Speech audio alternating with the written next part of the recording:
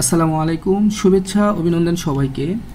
আজকে আমরা model question 2 নিয়ে আলোচনা করব। ইতিমধ্যে আমি মডেল কোশ্চেন 1 নিয়ে আলোচনা করেছি। তো সেখানে আমি বলেছি আমাদের যে আইসিটি 26 থেকে যে কোয়েশ্চেন প্যাটার্নটা রয়েছে আইসিটির, সেটা পূর্বের মতো নয়। এখন কোশ্চেনটাকে দুইটা ভাগে ভাগ করেছে। টোটাল 25 মার্কসেরই হবে। এর মধ্যে 15 নাম্বার মাল্টিপল চয়েস কোশ্চেনের উত্তর দিতে হবে, আর বাকি 10 নাম্বার এসকিউ হিসেবে আমরা উত্তর দেব। 8টা কোয়েশ্চেন থাকবে, তার মধ্যে আমরা যে কোনো 5টি প্রশ্নের উত্তর দেব। ওকে, তো আমি একটা পূর্ণাঙ্গ মডেলটা সেখানে সলভ করে দেব, যাতে তোমাদের পুরো কোশ্চেন সম্বন্ধে আইডিয়া আসে, ইভেন কিভাবে লিখতে হবে পরীক্ষায় খুব ভালো মার্কস পাওয়ার জন্য। তো সঙ্গত কারণে আমি এই মডেল কোশ্চেন অ্যান্সারগুলো ইংলিশে করছি। তো যারা বাংলা ভার্সন তোমরা যদি একটু দেখো, তাহলে আমি অনেক ইজি ভাষায় ইংলিশগুলো বলবো, যাতে তোমরা এগুলোকে ধরতে পারো। তো চলো তাহলে আমরা কোশ্চেন সলভে চলে যাই। দেখো, প্রথমে আমরা এমসিকিউ সলভ করব। তো এমসিকিউ 15-এর মধ্যে প্রথম এমসিকিউতে তোমরা একটু দেখো, এখানে বলেছে which software is attach with operating system. Operating system কথাটার অর্থ হচ্ছে ওএস। ওএস মানে হচ্ছে অপারেটিং সিস্টেম, যেগুলো লাইক উইন্ডোজ, লিনাক্স এগুলা। তো দেখো, উইন্ডোজ যখন আমরা অ্যাটাচ করি তখন আমরা স্পাইওয়্যার, নর্মালওয়্যার, র্যাম না, তখন আমরা ডিস্ক ডিফ্র্যাগমেন্টেশন করে দিই। ডিস্ক ডিফ্র্যাগমেন্টেশন মানে হচ্ছে যে হার্ড ডিস্কটাতে আমরা উইন্ডোজ দেই, সেটাকে কিন্তু আমরা ভেঙে উইন্ডোজের জন্য আলাদা একটা অ্যাটাচমেন্ট তৈরি করি। এখানে সেটাই বলেছে। তার মানে প্রথম প্রশ্নের উত্তরটা হবে ডিস্ক ডিফ্র্যাগমেন্টেশন, রাইট। দেখো, এবার আমরা পরের প্রশ্নে চলে যাই। এখানে বলেছে which file need to open for install software. একটা সফটওয়্যার যদি আমরা ইনস্টল করতে চাই, তাহলে কোনটা ওপেন থাকতে হয়, সেটার নাম হচ্ছে অটো রান। ঠিক আছে, এটা ওপেন না থাকলে আমাদের প্রোগ্রাম কখনই ইনস্টল হবে না, মানে রান হবে না। ওকে, নাম্বার 3 বলেছে variable names can be prefixed with. একটা ভ্যারিয়েবল নেমে প্রিফিক্সটা আমরা কি ইউজ করতে পারবো, এখানে সেটাই জানতে চেয়েছে। তো এটা বি একটা ক্যারেক্টার, আমরা অবশ্যই এটাকে ইউজ করতে পারবো। দেন 9, এটা একটা ডিজিট, আমরা কখনোই ডিজিট ইউজ করতে পারবো না, ইউনো। অ্যান্ড নাম্বার 3, এখানে একটা আন্ডার স্কোর দিয়েছে, তোমরা দেখতে পাচ্ছ। তো দেখা যাচ্ছে এইটা আমাদের হবে না, আমাদের কোনটা হবে 1 আর 3। কোথায় আছে? হ্যাঁ, 1 আর 3 বি নাম্বারে আছে। ওকে ডিয়ার স্টুডেন্টস, নেক্সট আমরা একটা স্টেপ দেখবো। এখান থেকে 4 আর 5 নাম্বার প্রশ্নের উত্তরটা বের করবো। দেখো, এখানে বলেছে a power point presentation consisting 10 slides has been made where 2 function has to be added. Okay, firstly to add a transition. দেখো, ট্রানজিশন মানে হচ্ছে কোনো স্লাইডকে যখন আমরা এটাকে অ্যানিমেশন আকারে ক্রিয়েট করতে চাই তখন ইউজ করে। And secondly to add a background. এই দুটা ফাংশন সে ইউজ করেছে 10টা স্লাইডের জন্য। ওকে, এখানে এটাই বলতে চেয়েছে। তো প্রশ্নের উত্তরটা হচ্ছে which menu has to B activated to the first function. তো প্রথম এই ট্রানজিশনের জন্য কোন মেনুটাকে অ্যাক্টিভেট করতে হবে, সেটা অ্যানিমেশন। আমি বলেছিলাম যে এখানে অ্যানিমেশনের জন্য এটাকে ইউজ করা হয়।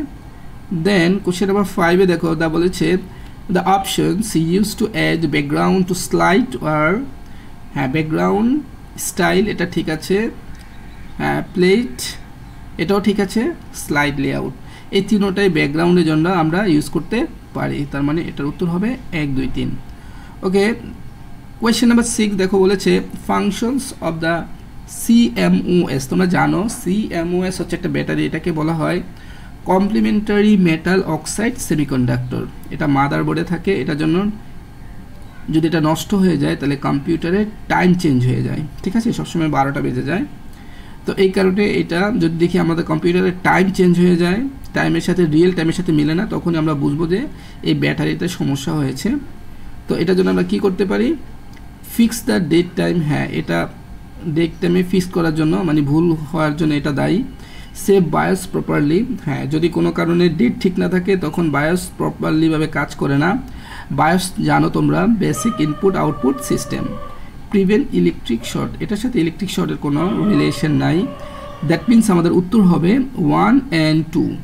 হ্যাঁ, 1 and 2 এখানে। এবার দেখো নাম্বার 7-এ বলেছে what is called the finding out of the problem in a computer. কম্পিউটারে কোনো প্রবলেম খুঁজে বের করা, এই জিনিসটাকে বলা হয় ট্রাভেল শুটিং।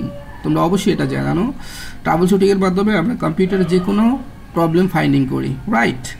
এবার দেখো নাম্বার 8 বলেছে how many columns are there in Excel 2007 worksheet. তো ওয়ার্কশিটে আমরা যেই এক্সেলের যেই শিটটা এটাকে ওয়ার্কশিটও বলা হয়, তো 2007-এ যেই শিটটা আসছে মানে এক্সেলটা আসছে সেটার মধ্যে কতগুলো কলাম থাকতে পারে, এটা যে 16,384 এতগুলো কলাম এটার ভিতরে রয়েছে।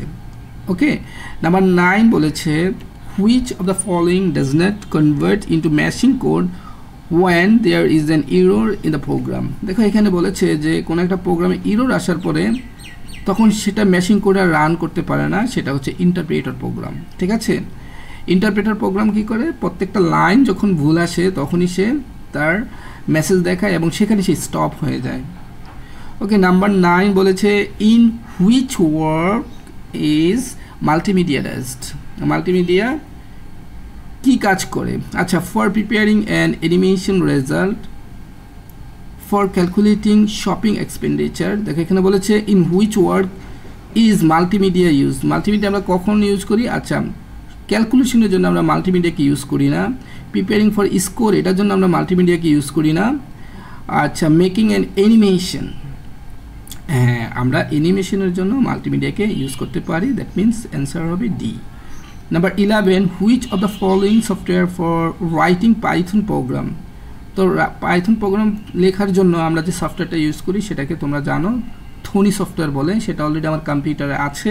আমি তোমাদেরকে যদি একটু দেখাই সেটা, এই যে দেখো এটা হচ্ছে থনি, এটার মাধ্যমে আমরা পাইথনের কোডিং করে থাকি।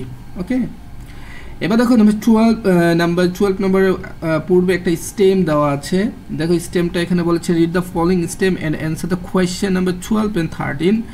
এখানে বলেছে ফাইজা used A variable in her Python programme named number. দেখো একটা ভ্যারিয়েবলের নাম লিখেছে যেখানে নেম নাম্বার @ দিয়েছে, এটা একটা স্পেশাল ক্যারেক্টার। তো স্পেশাল ক্যারেক্টার কখনই ভ্যারিয়েবলে ইউজ করা যায় না। ওকে, দেখি তারপর কি করেছে। But after running the program she saw the that the variable didn't work properly, right? যেহেতু ভ্যারিয়েবলটাই ভুল দেওয়া আছে এই কারণে এটা প্রপারলি ওয়ার্ক করছে না।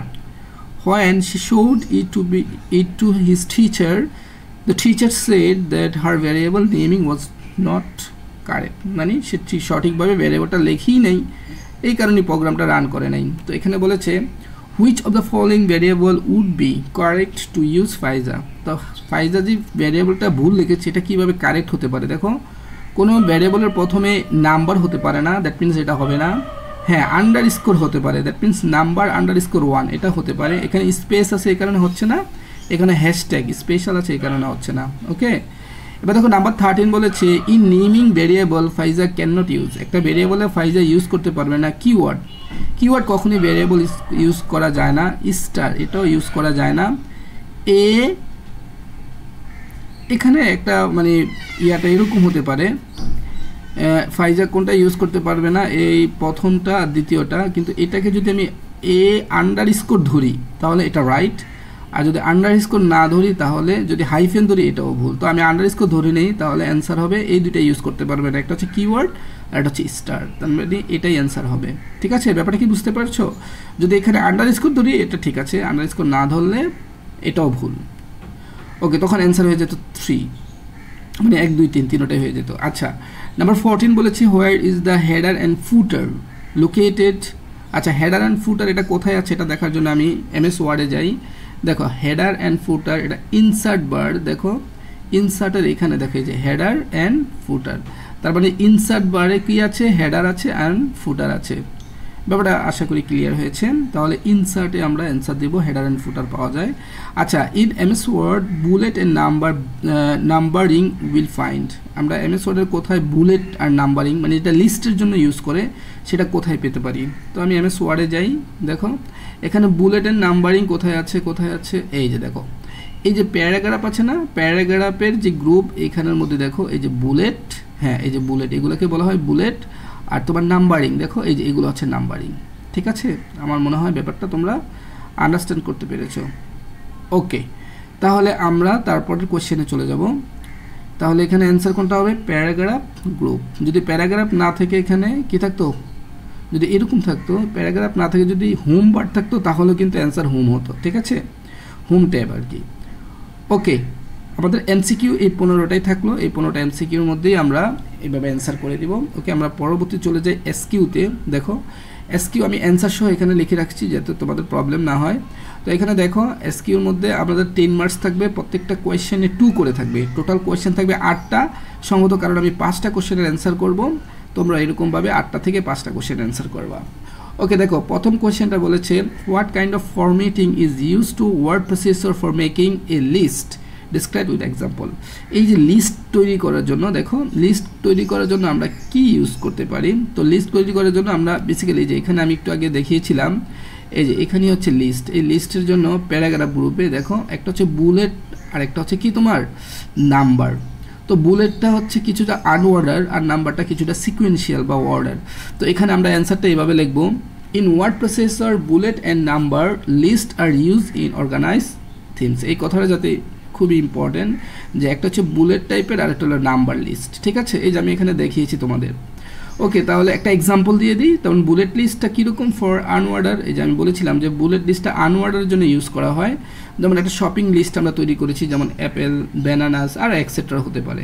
ঠিক আছে, এই যে দেখো এগুলো হচ্ছে বুলেট পয়েন্ট, এই যেগুলো বুলেট পয়েন্ট। ওকে, নাম্বার 2 দেখো বলেছে নাম্বার লিস্ট ফর সিকোয়েন্সিয়াল, এখানে কিছুটা ধারাবাহিকতা থাকবে, A1 2 3 4 অথবা ABC এরকম থাকতে পারে। আশা করি অ্যান্সারটা বুঝতে পেরেছো। যেহেতু 2 নম্বরের জন্য আমরা 2টা পয়েন্টস দিলেই আমাদের হয়ে যাবে। কোয়েশ্চেন নাম্বার 2 দেখো বলেছে mention the steps for solving message display like boot disk failure. যদি কোনো কারণে দেখো তোমার বুট ডিস্ক কাজ করতেছে না, তখন কি করবে, বা হার্ড ডিস্ক নট ফাউন্ড। এই বুট ডিস্ক ফেলিওর হওয়ার অন্যতম কারণ হচ্ছে হার্ড ডিস্ক নট ফাউন্ড। তো হার্ড ডিস্ক যদি না পাই তাহলে আমাদের ডিস্ক ফ্র্যাগমেন্টেশনে যে আমরা আলাদা করে উইন্ডোজের জন্য রেখেছিলাম তখন সেটাও কাজ করে না। তখন ফার্স্টলি আমাদের এটা ধরেই নেই যে হার্ড ডিস্কগত প্রবলেম। তো আমরা এটা কীভাবে সলভ করব, তো এখানে বলেছে যে step to solve boot disk failure. আচ্ছা, প্রথম আমরা চেক কানেক্টর, আমরা অবশ্যই কি কি কানেক্টর আছে, যেমন SATA কেবল, পাওয়ার কেবল, এগুলা কানেকশনটা প্রপারলি আছে কিনা সেটা দেখব। নাম্বার 1, ঠিক আছে, এটা হচ্ছে নাম্বার 1 পয়েন্টস। দেন নাম্বার 2 দেখো বায়োস চেক, আমরা বায়োসটাকে চেক করব। বায়োস মানে তোমরা জানো বেসিক ইনপুট আউটপুট সিস্টেম, এটা ঠিক আছে কিনা সেটাও আমরা চেক করব। তো বায়োস চেকের জন্য আমরা যে কিগুলো ইউজ করব সেটা হচ্ছে ডেলফ মানে ডিলেট কি এবং ফাংশন কি যেটা 2 আর ফাংশন 12, এগুলো দিয়ে আমরা ভেরিফাই করে নেব, হার্ড ডিস্কটাকে ডিটেক্ট করব যে সেটা ঠিক আছে কিনা।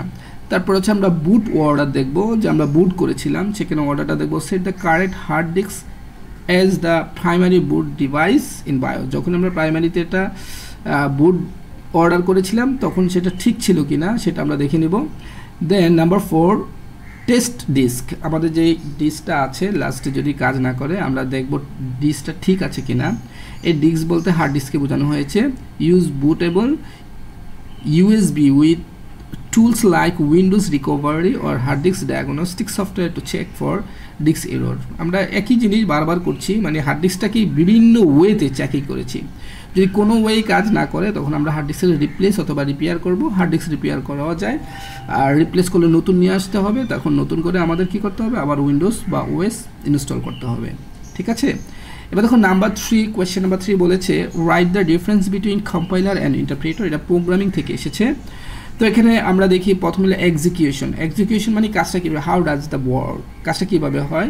তো কীভাবে করে দেখো, a compiler convert the entire program into machine code at once while an interpreter translate and execution line by line. That ব্যাপারটা হচ্ছে এরকম, মনে করো এটা পুরো একটা প্রোগ্রাম লেখা, তো পুরোটা যদি একসাথে কেউ রিড করে সেটাকে বলা হয় কম্পাইলার। আর কেউ যদি এক লাইন করে অনুবাদ করে, রাইট, ট্রান্সলেট করে এক লাইন করলাম, করার পরে এখানে কোনো বাগ ডিবাগ বা ইরর আছে কিনা সেটা চেক করলাম, তখন সেটাকে বলা হয় ইন্টারপ্রেটর। আর কম্পাইলার পুরোটাকে একসাথে করে at a time an entire program. ঠিক আছে, নাম্বার 2 দেখো যেহেতু সে পুরোটাকে একসাথে করে তার মানে কম্পাইলার স্পিডের দিক দিয়ে কম্পাইলার প্রোগ্রাম রান ফাস্টার, কারণ সে পুরোটাকে একসাথে রান করে, এই কারণে এটা স্পিডার দেন interpreter, whereas interpreter program are slower due to the real time translation।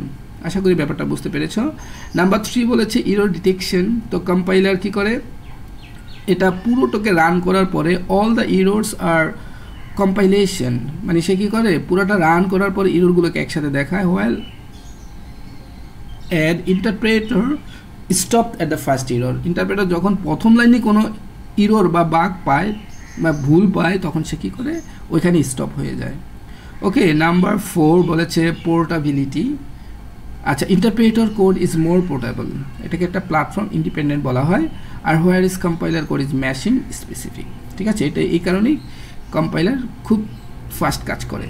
Okay, number 4 কোয়েশ্চেনে বলেছে how can you overcome the trouble of hanging of the system when you run the window চলা অবস্থায় একটা হ্যাঙ্গিংয়ের প্রবলেমে আমরা কি করতে পারি। How to fix system hanging in window. First আমাদের করতে হবে ক্লোজ আননেসেসারি প্রোগ্রাম, মানে আমরা যদি অ্যাট এ টাইম অনেকগুলো প্রোগ্রাম রান করে রাখি, মানে রানিং অবস্থায় রাখি, তখনই কিন্তু এই প্রবলেমটা হ্যাজার্ড হয়। এটার জন্য আমাদের টাস্ক ম্যানেজারে যেতে হয়।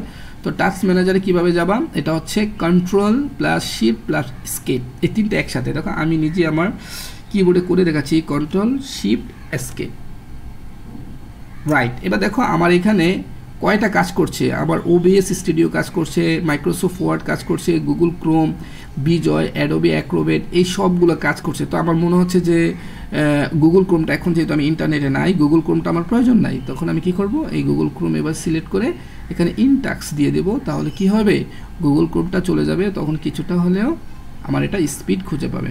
ঠিক আছে, তার মানে এখানে হ্যাঙ্গিংটা দূর হয়ে যাবে। তো প্রথমে আমরা এটা করতে পারি, তারপর আমরা ফ্রি অফ র্যামকে ফ্রি করব। এটা তো ডেফিনেটলি, এটা করলেই র্যাম ফ্রি হয়ে যাবে, এটা তোমরা জানো। তারপর দেখো বলেছে আপডেট ড্রাইভার্স অ্যান্ড OS। তো আমাদের যে ড্রাইভারগুলো আছে বা অপারেটিং সিস্টেম, এগুলোকে আমরা আপডেট করতে পারি। Ensure Windows and drive specially GPU মানে হচ্ছে গ্রাফিক্স প্রসেসিং ইউনিট, হ্যাঁ, অ্যান্ড চিপসেট আর আপডেটেড। এগুলোকে যদি আমরা আপডেট করি তাহলে আমাদের হ্যাঙ্গিংটা দূর হয়ে যাবে। চেক ফর ম্যালওয়্যার, এটা তোমরা জানো যে হ্যাঙ্গিং হওয়ার আরেকটা কারণ হচ্ছে যে যদি কোনো কারণে ম্যালওয়্যার দ্বারা অ্যাটাক হয়, তো এখানেও আমরা বলেছি scan with window defender or trusted antivirus. আমাদের ডেফিনেটলি ট্রাস্টেড অ্যান্টিভাইরাস ইউজ করতে হবে, ফেক না। ওকে, নাম্বার 4 বলেছে ইনক্রিজ ভার্চুয়াল মেমোরি। আমরা যদি ভার্চুয়াল মেমোরি বৃদ্ধি করতে পারি তাহলে আমাদের পারফরমেন্সটা ভালো আসবে। লাস্ট 5 নম্বরে বলেছে ক্লিন আপ ডিস্ক। আমাদের হার্ড ডিস্কটাকেও আমরা কি করতে পারি, ক্লিন আপ করতে পারি।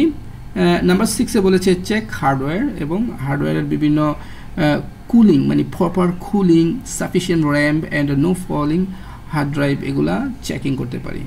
ওকে, এখানে আমি 6টা পয়েন্টস দিয়েছি, তোমরা ইচ্ছে করলে 3টা 4টাও দিতে পারো। আমি একটু বেশি করে দিয়েছি যাতে তোমাদের যদি অতিরিক্ত এক্সট্রা জানতে হয় তার জন্য। Okay, this is the last question. Question number 5, describe the procedure for creating a slide using Microsoft PowerPoint। আমরা মাইক্রোসফট পাওয়ারপয়েন্ট একটা কীভাবে স্লাইড করতে পারি, তো সেটার জন্য আমাদের প্রথমে কি করতে হবে, open PowerPoint, click new slide. Okay, new স্লাইডে ক্লিক করে হয়, অথবা এটা শর্ট ফর্ম বা শর্টকাট কিতে আমরা করতে পারি Ctrl+M। এটা কিন্তু এক্সামে আসতে পারে যে Ctrl+M দিয়ে আমরা কি করতে পারি, একটা নিউ স্লাইড নিতে পারি। ওকে, নাম্বার 2, চোজ এ লেআউট। তো এখানে বিভিন্ন ধরনের স্লাইডের ডিজাইন থাকে, লেআউট থাকে, যেখানে টাইটেল বার সহ থাকে, content, blank, etcetera from the home tab. তো এখান থেকে আমরা যে রকমের আমাদের লেআউট প্রয়োজন আমরা সেই রকমের নিব। Number 3, add content. আমরা যেই স্লাইডগুলো নিয়েছি সেখানে কন্টেন্ট অ্যাড করব। তো কন্টেন্ট বিভিন্ন রকমের হতে পারে, একটা হচ্ছে টেক্সট হতে পারে, যার ইমেজ হতে পারে, চার্ট হতে পারে, মিডিয়া, অডিও, ভিডিও, অনেক কিছু হতে পারে, সেখানে অ্যাড করব। দেন নাম্বার 4-এ আমরা কাস্টমাইজ ডিজাইন, আমাদের মতো করে বিভিন্ন রকমের ডিজাইন আমরা ইউজ করতে পারি, like apply themes, colours and animation for design and transition. আমি ট্রানজিশনের কথা একবার দেখিয়েছিলাম যে ভিডিও করার জন্য এই ট্যাবগুলোকে আমরা ইউজ করতে পারি। ওকে, আজকে আমাদের এতটুকু পর্যন্তই ছিল। তো থ্যাঙ্কস ফর ওয়াচিং, সবাইকে অসংখ্য ধন্যবাদ। আল্লাহ হাফিজ।